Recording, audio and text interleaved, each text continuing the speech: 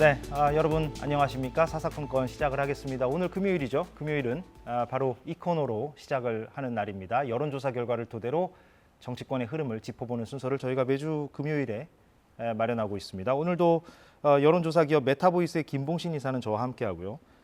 정치 컨설턴트 유승찬 평론가가 새롭게 나왔습니다. 어서 오십시오. 네, 안녕하세요. 반갑습니다. 반갑습니다. 안녕하십니까. 예, 아무래도 그 강서구청장 보궐선거 결과부터 두 분의 분석을 들어보는 게 나을 것 같다는 생각이 듭니다. 물론 어제 오늘 여론조사 결과가 나온 게 있는데 뭐 정당 지지도도 그렇고 국정 지지도도 그렇고 그런데 그거는 차근차근 또 살펴보기로 하고요. 어제 결과를 다시 한번 보겠습니다. 예, 그저께 결과죠. 예, 17.15%포인트 차이로 더불어민주당 진교훈 후보가 당선이 됐다는 걸 알 수가 있고 저희가 아래쪽에 그 몇 표를 얻었는가도 표기를 했습니다. 대략 보면 한 4만여 표, 4만 한 2천 표? 2천 표가 채 안 되는군요. 그 정도 차이로 격차가 벌어졌다는 걸 알 수가 있는데 이번 결과에 대해서 두 분은 어떻게 좀 분석을 하는지도 듣고 싶습니다. 물론 어제도 저희가 좀 분석을 하긴 했는데 김봉신 회사는 어떤 점에 좀 주목하시고 보셨는지요? 일단 뭐 두 양대 정당이 굉장히 높은 지지도를 얻어서 나머지 이제 소수 정당들은 되게 좀 적었죠. 그런데 이제 17.15%포인트 격차가 이제 벌어졌다. 요거는 이제 상당히 그 숫자로만 보면 격차로만 보면 상당히 크게 벌어진 것처럼 보이는 거는 맞습니다. 보이는 건 맞고요. 그런데 이제 아까 그 표를 계산해서 보시면은 일단은 김태우 후보 같은 경우는 이제 39.37%라고는 하지만 이게 9만 5천 표거든요. 10만 미만으로 이제 떨어진 거죠. 10만 표 아래로 떨어졌는데 이 강서 지역에서 보수 후보가 이렇게 10만 밑으로 떨어지는 게 굉장히 오랜만입니다. 2018년 그 지방선거 때 그때 이제 보수 후보가 자유한국당 그리고 이제 바른미래당이 합쳐서 9만 9천 정도 됐었거든요. 그때 10만 아래였었고 그 다음으로는 꾸준히 10만 이상 좀 했습니다. 실제로 이제 김태우 후보 같은 경우에 2020년 총선에 강서 을에 출마했을 때 그때도 5만은 얻었고요. 그때 이제 진성준 후보한테 졌었죠. 맞습니다. 예, 총선 말씀하시는 거고요. 예. 그때 세 개 중에 하나에서도 5만은 얻었고요. 그리고 2022년 당선되던 그 지방선거에서는 13만이 넘었었습니다. 13만 2천 표 이렇게까지 얻었는데 지금 9만 5천 표라고 하면 이게 상당히 많이 빠진 거죠. 그러니까 명수로만 따지면 3만 한 6천 표 이상이 증발했습니다. 투표율이 낮아서 그런 측면도 있지 않을까요? 맞습니다. 투표율이 낮는데 이번에는 이례적으로 50%에 가까운 투표율, 보궐선거치고는 상당히 높은 보궐선거치고는 높은 건 맞고요. 그래서 제가 봤을 때 사실 보궐선거에선 대대로 좀 보수 성향의 정당이 훨씬 더 유리하다라고 하는 것은 지지 기반으로 계시는 그 유권자분들이 아무래도 좀 직장에서 좀 자유롭거나 하시는 분들이 많아서 고령층이나 주부라든가 맞습니다. 보궐선거에서 특히 좀 더 힘을 발휘했다라고 봤던 건데요. 지금 이제 그런 현상이 완전히 사그라들었고요. 더군다나 국민의힘은 지난 정부 시기 그리고 이제 대선과 지선을 경과하면서 쌓아왔던 자신의 펀더멘탈이 완전히 좀 많이 흔들리는 상황에서 10만 밑으로 떨어졌다. 2018년을 생각해 보시면은 2018년은 이제 문재인 대통령 당선 이후 첫 번째 선거 아니겠습니까? 지방선거요. 지방선거 2018년 지방선거. 그때 이제 더불어민주당이 상당히 크게 이겼었죠. 그때 수준으로 지금 국민의힘이 추락하고 있는 그런 상황을 이제 목도하고 있다라는 것입니다. 그래서 국민의힘 입장에서 보면은 상당히 뼈아픈 그런 선거 결과이고요. 그다음에 이제 그 진교훈 56.52% 상당히 그 높은 지지율은 맞는데 맞고 이게 이제 보궐선거라는 걸 이제 감안했을 때 얻은 표 자체는 13만 이제 7천 표인데요. 상당히 잘했다, 선전했다라고 볼 수 있지만 그렇지만 지난 2022년 지방선거에서 얻은 표도 아주 그렇게 적지는 않습니다. 한 12만 표 정도 얻었으니까 그렇게 따지면은 한 1만여 표, 1만 1,200 정도 더 얻은 겁니다. 그러면 이 정도 1만 1,200 수준에서 더 얻어서 13만 7천 얻었다. 이 정도는 아직은 민주당이 자기가 얻을 만큼 최대한 얻지 못했다. 왜냐?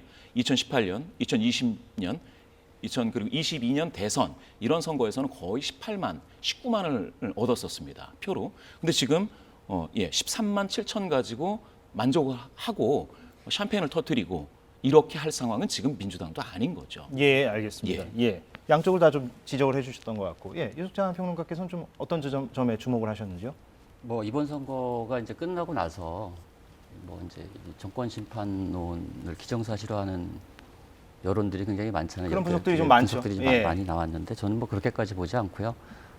이미 이제 공천 때 이미 이제 결과가 예견돼 있었던 선거다. 잘못된 공천이었다. 그렇죠. 예, 그거는 뭐 주민들 입장에서 볼 때 이건 강서구민들의 어떤 자존심을 건드린 공천이라고 볼 수 있어요. 그러니까 자기가 뽑았던 구청장이 낙마를 했는데 그 구청장을 다시 후보로 그것도 이제 대통령이 사면 복권을 해서 공천을 한 거 아닙니까?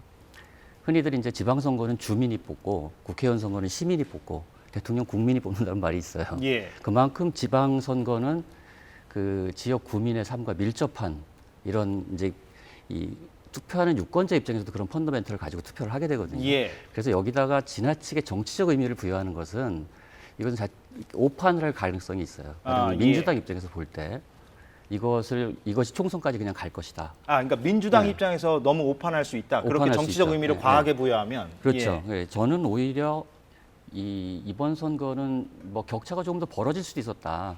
그러니까 이걸 전면적인 심판으로 갔기 때문에 오히려 격차가 좀 줄어들었다. 예. 심판으로 가기 때문에 그런 이제 대통령 지지율에 어쨌든 근접하는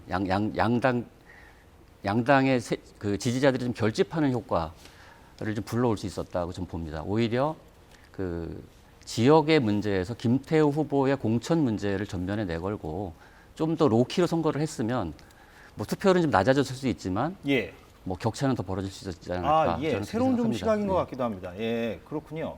그러니까 윤석열 대통령에 대한 어떤 심판론보다도 오히려 공천 부분 혹은 그렇죠. 김태우 후보에 대한 부분에 더 초점을 맞췄다면 더 격차는 오히려 벌어졌을 수도 있다. 수 있다고 봅니다. 예, 그러면 역으로 국민의힘이 김태우 후보를 공천하지 않았더라면 뭐 승패가 바뀌지는 않더라도 격차는 승패가 바뀔 수도 있었죠.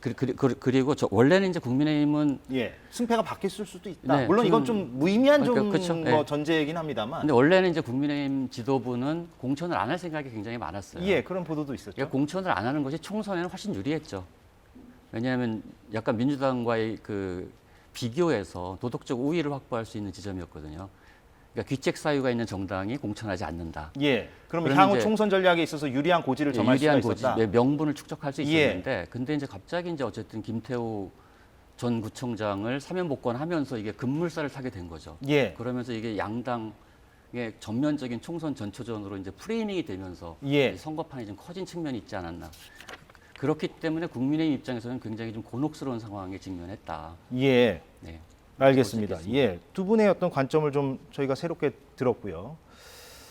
그런데 이제 이준석 전 대표를 포함한 다수의 진단은 아무래도 국민의힘이 지금 매우 경고등이 켜졌다. 총선을 앞두고.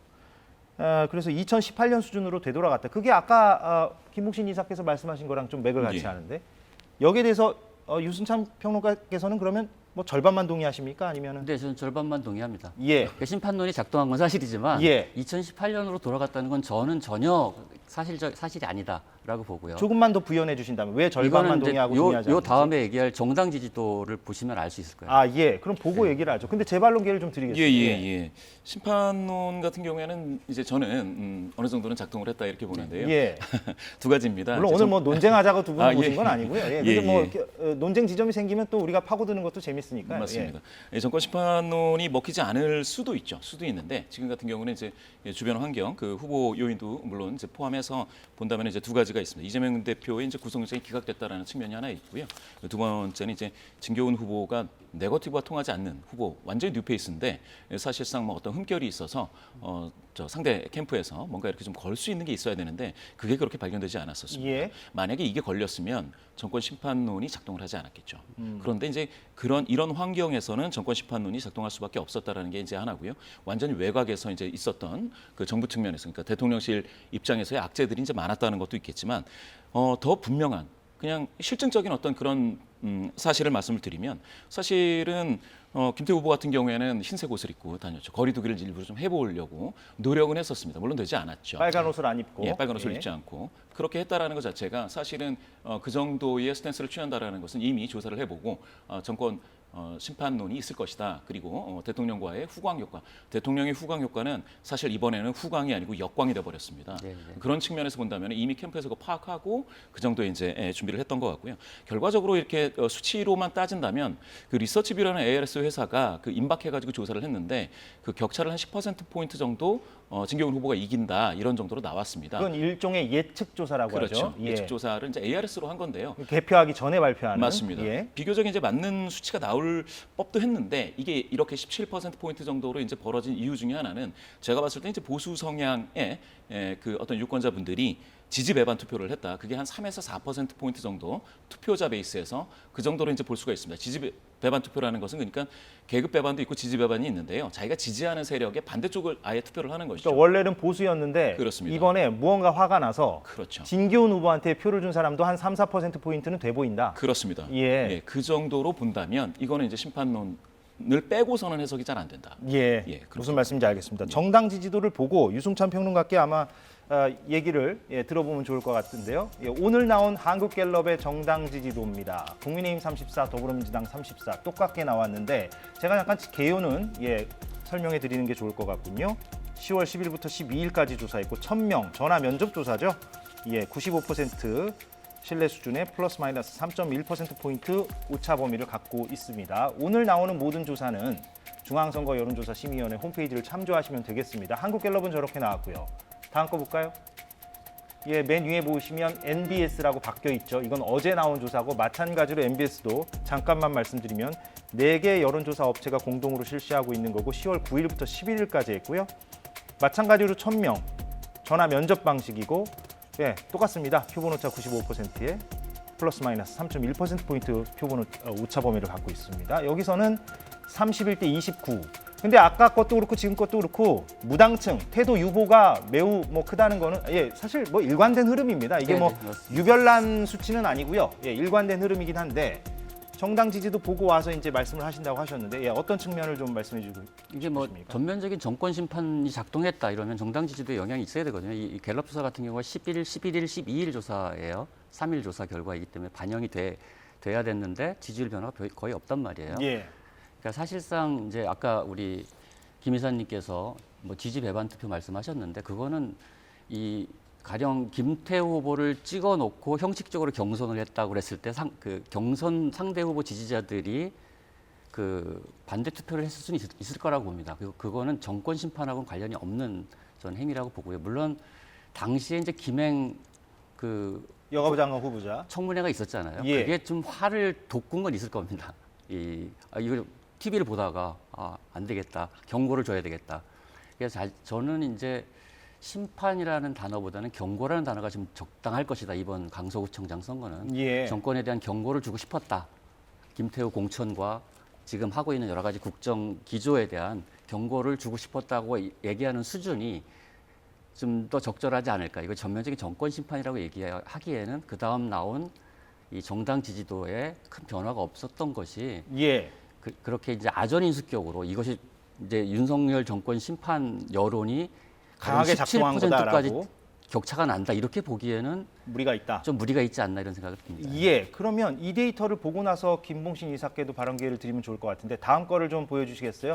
이 데이터가 정당 지지도보다 더 중요하다고 말씀하시는 전문가들도 물론 있습니다. 이건 뭐냐면 내년 총선 선거 투표를 어떻게 할 것입니까? 이걸 또 묻죠. 그래서 오늘 나온 한국갤럽 조사를 보면 내년 총선 결과를 어떻게 기대하십니까? 이 조사도 꾸준히 하고 있습니다. 이거는 좀 벌어져요. 그러니까 정부 지원을 위해 여당의 힘을 실어줘야 되겠다. 이게 이제 한 39% 나오고요. 그런데 정부 견제를 위해서 야당의 힘을 실어줘야 한다. 이게 이제 한 48 정도 나오기 때문에 오차 범위를 넘어선 거죠. 저 수치는. 그리고 NBS까지 마저 보겠습니다. NBS에는 물론 그 격차가 줍니다. 국정 운영의 안정적 국정 운영을 위해 정부 여당을 지원하는 게 맞다. 43. 정부 여당 견제를 위해 야당 지원을 더 하는 게 맞다. 내년 총선에서. 그게 46입니다. 그래서 이 데이터는 물론 MBS는 정당 지지도와 비슷하게 유사한 경향을 보이긴 합니다만 갤럽은 더 벌어지고 있기 때문에 야당 지원 쪽이 그래서 저 수치를 보면은 글쎄요 이번 강서구청장 선거는 오히려 이 데이터랑 좀 더 조응하는 측면이 있지 않나 하는 생각도 한편으로 예, 예. 들기도 하고 뭐 어떻게 보십니까? 좀 일단 전반적으로. 이제 정당 지도를 보시면은 그 3주 전에 추석 전이죠. 추석 연휴 전에 33대 33 붙어 있다가 이번에 이제 34대 33으로 다시 붙었지 않습니까? 그러면 사실은 두 정당 모두 횡보를 하고 있고 갤럽 말씀하시는 거죠? 갤럽입니다. 예. 횡보하고 있고 그 격차도 없게 남았는데요. 그런데 이제 재미있는 거는 서울에서의 두 정당 지지도입니다. 이게 그 3주 전에 그러니까 9월 3주 때 그때는 국민의힘이 41, 더불어민주당이 26이었습니다. 예. 15%포인트 격차죠. 이게 오차범위 바뀝니다. 예. 그러면 오차범위 밖에서 국민의힘이 서울이? 예. 우세했었습니다. 서울이. 예. 그런데 지금 33에서 34대 34로 이제 바뀌었다고 했는데요. 잠시만요. 갤럽 정당 지지도 잠깐 띄워 주시겠어요? 예, 설명 계속 듣고요. 예. 지금 34대 34로 완전히 붙어 있다. 네. 이렇게 보시는데요. 이건 전체 값이고 서울에서는 3주 전에 41대 26, 예. 15%포인트 정도 차이가 있었습니다. 국민의힘이 앞섰었는데. 앞섰습니다. 그런데 이번 조사에서 선거 아까 이제 우리 뭐 유승찬 대표님도 말씀 주셨는데 이게 선거 기간에 딱 맞물려서 조사가 됐었지 않습니까? 예. 여기에서 국민의힘이 서울에서 9%포인트 하락하고요.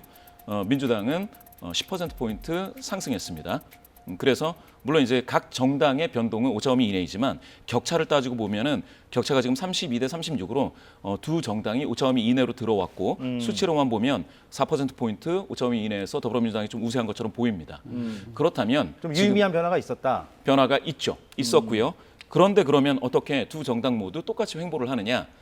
국민의힘은요.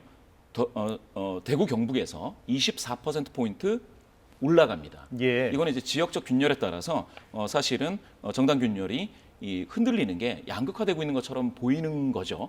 그렇게 따진다면 서울에서는 사실은 국민의힘이 지금 주춤하고 있다라고 분명히 이제 말씀드릴 수가 있겠습니다. 예. 선거를 맞물리면서요. 같은 정당 지지도 데이터를 두고 약간 서로 다른 좀 네, 시각이 좀 느껴지는데 그러니까 그게 뭐 그러니까 강서구청장 선거 영향인지 아닌지 아닌지는 모르겠으나 잘 모르겠어요. 왜냐하면 그 갤럽의 이 정부 지원 여론과 정부 견제 여론 있잖아요. 총선에서 9월 7일 조사에서는 50대 37이었어요. 예, 이거는 그 갤럽, 한국 갤럽 네, 그 그게 내년 총선 선거 결과 기대를 띄워주시면 될 것 같습니다. 그리고 유승찬 평론가의 말을 듣겠습니다. 그게 지금은 이제 41대 39로 좁혀진 겁니다. 오히려 격차가. 이게 오히려 좁혀진 결과다 지금 적었어요. 50대 37에서 이 48대 39로 예. 좁혀진 결과거든요. 이게 예. 약간 교차하는 여러 가지 예. 데이터들이 있어요. 예. 그리고 그 NBS 조사는 여전히 이제 비슷비슷하죠. 서울에서는 격차가 좀 많이 납니다. 국민의힘이 많이 앞서고 있습니다. 정당 지지도 말씀하시는 예, 예. 건가요? 예. MBS는 그 서울에서의 지지율 격차가 더불어민주당이 23%, 네. 국민의힘이 31%, 약 8% 포인트가 차이가 나고 있거든요. 음.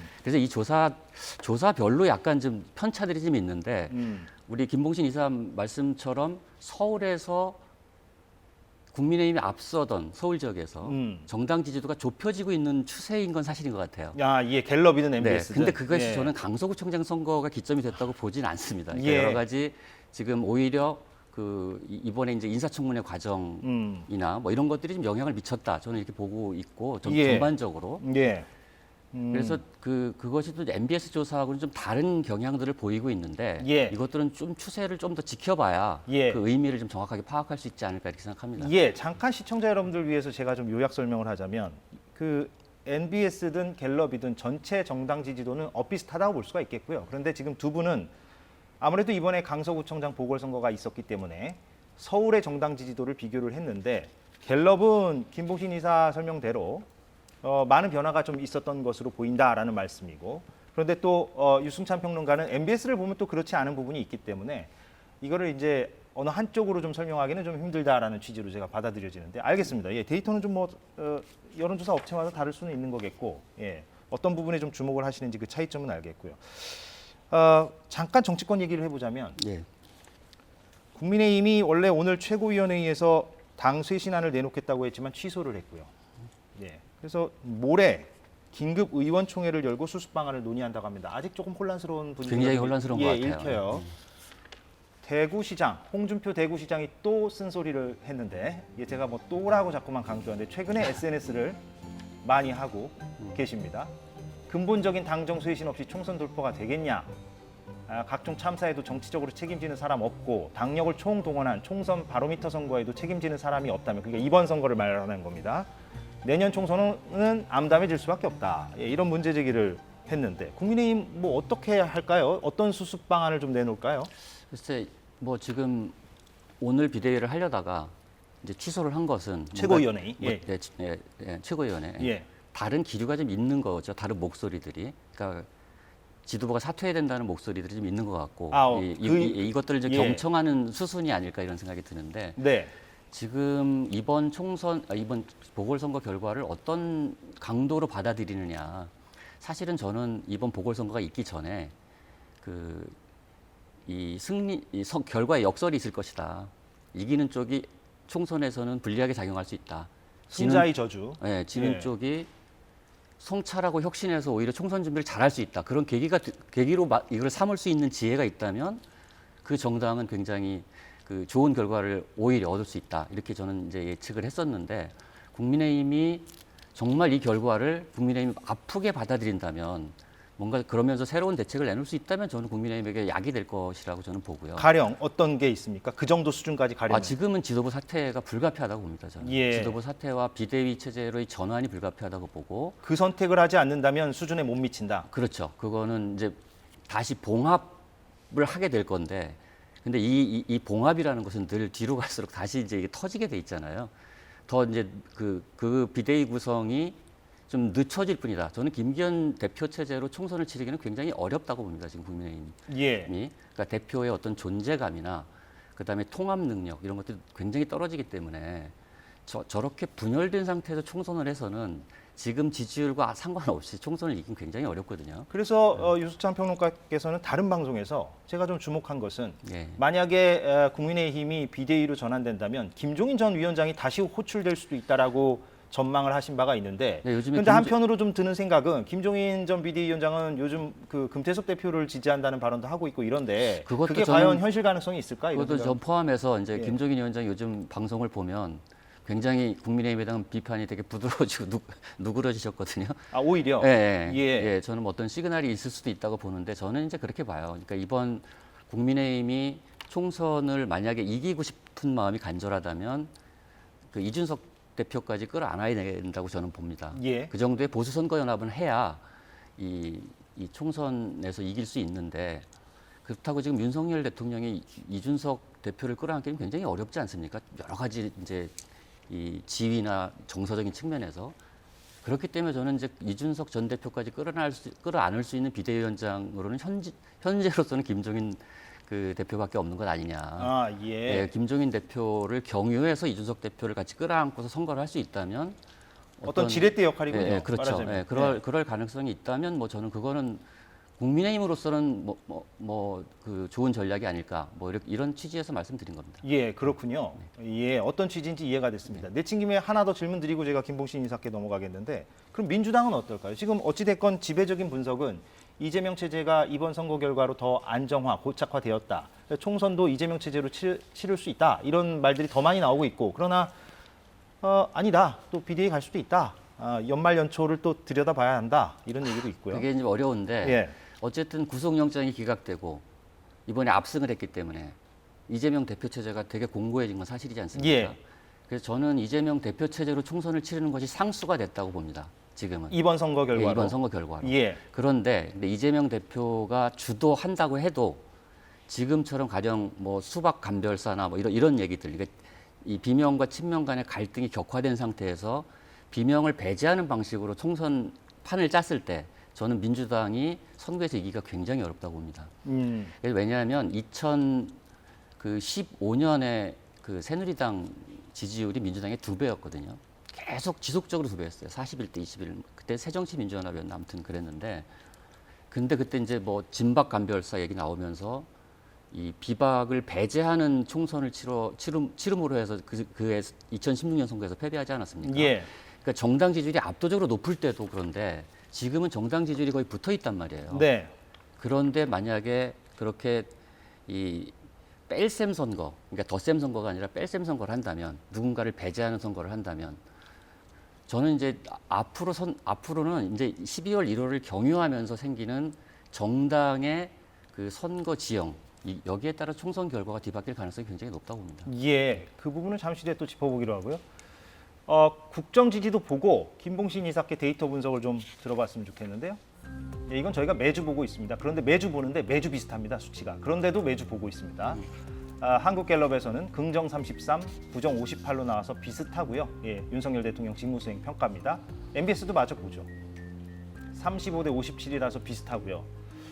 그래서 선거는 구도 인물 이슈 뭐 이렇게 얘기들을 하는데 통상.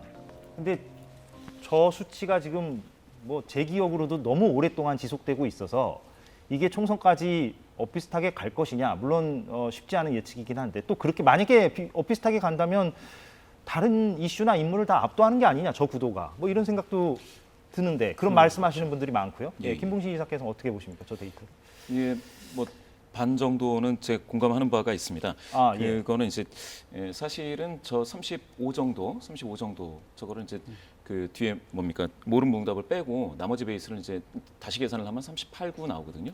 그게 지금 그 김태우 후보가 얻은 그 정도입니다. 딱 그 왜 38이 나온다는 건 어떤 의미로? 그러니까 잘 모른 응답이 8에서 12 정도 나오는데요. 예, 무응답이. 그걸 빼고 나머지를 합산한 베이스에서 다시 계산을 하면 베이스를 바꾸면은 그러니까 분모를 바꾸면 분모를 바꾸면은 분모가 100이 아니고 이제 90 정도가 된다고 따지면 저게 한 38, 9 이렇게 될 수가 있는 수치거든요. 그게 김태우 후보의 득표율하고 매우 비슷하네요. 거의 비슷하죠. 그렇죠. 그런데 지금 제가 아까 말씀드렸다시피 지지자 중에서도 지지 배반 투표자들이 나올 정도로 저게 지금 상황이 좀 사실은 안 좋은 겁니다. 안 좋고 언제 무너질지 모르는. 그러니까 저걸 콘크리트라고 이제 평가하기는 어렵죠. 저게 35 정도 되니까 이 콘크리트 위에다가 이제 쌓을 수 있다라는 어떤 기대감을 자꾸 주는데 사실 그거보다는 위기감이 더 느껴져야 되는 그런 수치로 읽게 됩니다. 더군다나요. 제가 이렇게 한번 말씀드려보겠습니다. 갤럽 조사가 이제 3주 만에 됐는데요. 그 전에 32였다가 지금 33입니다. 그럼 횡보죠. 1%포인트 올랐다고 하지만 횡보입니다. 그런데 이제 작년 같은 경우에도 대통령 긍정률이 별로 좋지가 않았습니다. 갤럽의 그 추석 연휴 직전이 27이었습니다. 예, 그랬었죠. 추석 직후에 33이었습니다. 예. 그러니까 6%포인트 추석을 경과하면서 올랐습니다. 긍정률이. 그거는 이제 아무래도 그때는 이제 코로나 이후에 처음 가족들이 다 모일 수 있는 어떤 추석이었고 그러다 보니까 사람들이 만족도도 높고 그러다 보니까 자영업이라든지 이렇게 소상공인들 좀 경기가 활성화됐다. 뭐 이런 느낌을 좀 받았던 거죠. 그런 어떤 추석 특수가 있었는데 지금 보시면은 횡보입니다. 이거는 그러면 도대체 이번 정부에서 대통령실에서 이번 연휴를 어떻게 이 민생 문제 또 국민과 함께하는 이 연휴를 보냈느냐 하는 것들을 진짜 성찰적으로 평가를 해봐야 된다라는 겁니다. 올해는 별 특수 효과가 없습니다. 전혀 없습니다. 작년도 이게 코로나가 이제 물러났기 때문에 발생한 것이었고 정책적으로 이제 적극적으로 펼친 내용이 과연 있었느냐는 또 한번 봐야 될 텐데요. 올해는 지금 이 정도입니다. 그러면 이 지금 연휴 이거는 대통령실이 어쩌면 득점 포인트가 될 수 있는 그런 기간인데 이걸 그냥 날려버린 거거든요. 그랬을 때 그러면 저게 콘크리트처럼 굳어질 것이냐 아니면 계속해서 밑에 침식될 것이냐 이거는 한번 생각해 보셔야 된다는 거죠. 그렇게 됐을 때 이제는 뒤에 김장철이 옵니다. 지금 배추 가격 폭등하고 있죠. 그렇습니다. 그러면 다시 이제 겨울방학 옵니다. 겨울방학 오면 뭡니까? 연말연시 시즌 옵니다. 그 다음에 직장인들은 이제 내년에 다시 이제 지갑을 열어야 되는 상황이 오고요. 이 민생 시즌을 그러면 어떻게 보낼 것이냐? 대통령실은 대안이 있어야 된다는 거죠. 없으면은 저거 그대로 총선까지 가면 대통령실은 굉장히 여권은 위험해지는 거고요. 그런데 아까 이제 유승찬 대표님 말씀에 제가 전적으로 이제 찬성을 하는 것 중에 하나는 야당인 민주당도 그러면 심판론만 가지고 총선을 치를 수 있는지는 전략적으로 판단을 해봐야 한다는 거죠. 아까 그 심판론이 이제 한계가 있다라는 말씀에 부분적으로 또 동의하는 그런 내용은 뭐냐면 심판론은 역시 이제 회고적 투표이기 때문에 거기에서 13만 표를 얻는다 하더라도 이게 뭡니까 전망적인 투표, 비전을 제시하고 대안을 제시하는 그런 성격으로 가져가지 못한다면 이것도 제한적입니다. 그러면 언제 또 더불어민주당도 위기에 처할지 알 수 없기 때문에 더 노력을 해야죠. 잘 알겠습니다. 그 공교롭게도 오늘 그 민생 경제 부분을 강조하셨는데 이번에 한국갤럽 조사에서 그 부정평가 이유 사유가 여태까지는 계속 외교나 후쿠시마 방류 문제, 오염수 방류 문제 그런 것들이 1위였는데 이번에는 1위가 경제, 이 부분, 민생 경제 이 부분이 1위 부정평가의 1위가 되었다. 이 부분은 좀 주목할 만한 부분인 것 같다는 생각이 들고요. 혹시 언급하실 부분이 있습니까? 이 정도 지지율 격차가 12월까지 계속되면 백의학이 무효일 겁니다. 아마 총선에서도. 그 구도가 다집이 한다. 그래서 지금 이번 강서구청장 보궐선거 결과에 따라서 윤석열 대통령하고 대통령실은 국정기조의 그 대대적인 전환을 심각하게 고민해야 될 겁니다. 할까요? 저는 뭐 어쨌든 잠깐 제가 오늘 나온 기사를 소개해드리면 윤석열 대통령의 첫 반응이 나왔는데 이번 선거 결과에 대해서요. 예. 선거 결과에서 교훈을 찾아 차분하고 지혜롭게 내실 있는 변화를 추진하는 게 중요하다. 예, 이런 발언을 오늘 했다고 합니다. 좀 약간 부족하죠. 내실 있는 변화보다 과감한 변화가 필요할 것 같고요. 그래도 뭐 김행 장관을 임명하지 않은 것은 사실 윤석열 정부 들어서 그래도 처음 있는 약간 의외적인 행보가 예. 아닌가 이런 생각이 들고 이것이 약간 시그널일 수도 있겠다는 생각은 듭니다. 저는 이제 총리 수준의 개각이 좀 필요하다고 보고요. 그 지금 이제 좀 약간 통합적인 개각이 좀 필요하고 사실 이게 정부 여당 이 총선에서 가질 수 있는 가장 큰 카드 중에 하나거든요. 개각 카드는. 그래서 좀 지금까지의 기조와 다르게 좀 중도 통합적인 인물을 총리로 내세운다든가 그다음에 우리 김봉신 이사님 말씀하셨지만 효능감 있는 물가 대책, 경제 민생 대책을 내놓는 것. 저는 이 두 가지만 해도 40%대를 넘어갈 거라고 봅니다. 그리고 총선을 대통령 지지율이 40% 초중반대를 최소한 넘겨서 치르지 않으면 당은 불가피하게 거리두기 선거를 할 수밖에 없어요. 예. 대통령 사진을 걸 수 없는 거죠. 예. 이 정도 지금 지지율 갖고는. 그래서 이 문제들은 대통령실이나 윤석열 정부도 꼭 총선을 위해서가 아니라고 하더라도 굉장히 심각하게 생각하셔야 될 거다. 예. 이런 말씀드립니다. 저희가 오늘 준비한 데이터가 더 있는데요. 30분이 모자라네요. 예, 항상 그렇습니다. 데이터를 저희가 사전에 제작진들이 많이 준비하는데 그걸 다 소화하지 못하고 항상 시간이 흘러가 버려서 아쉽습니다. 다음 주로 좀 미뤄야 할 것 같은데 어쩔 수가 없네요.